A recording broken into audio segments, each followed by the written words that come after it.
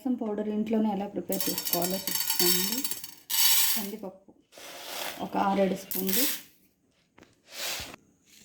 ఎండుమిర్చి ఒక 5-6,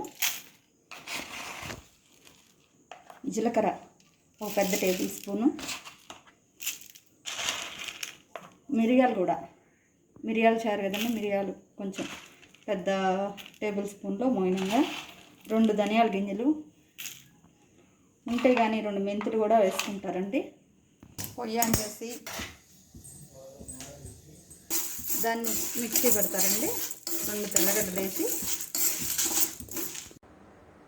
ఈ విధంగా వేయించినంత పౌడర్ చేసి ఒక ఇట్లాంటి ఎయిర్ టైట్ బాటిల్లో చేసి ప్రిజర్వ్ చేసి ఫ్రిడ్జ్లో పెట్టుకుంటే వాడుకోవచ్చు ఎప్పుడైనా. లైట్గా 1 టేబుల్ స్పూన్ చాలండి, రసానికి ఎక్కువ అవసరం లేదు.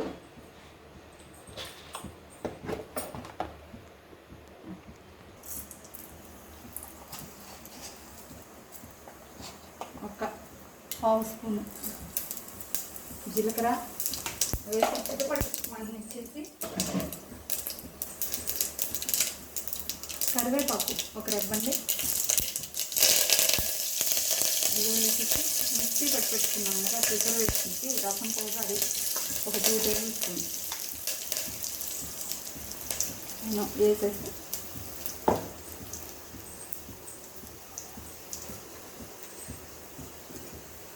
కొంచెం అది ఫ్రై అవ్వనివ్వాలండి.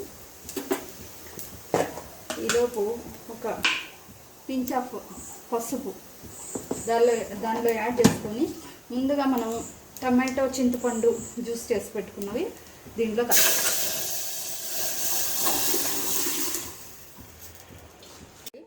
ఉప్పు తగినంత సరి చూసుకొని ఈ విధంగా పైకి వైట్ లేయర్ లాగా వచ్చినప్పుడు కొత్తిమీర గార్నిష్ చేసేసి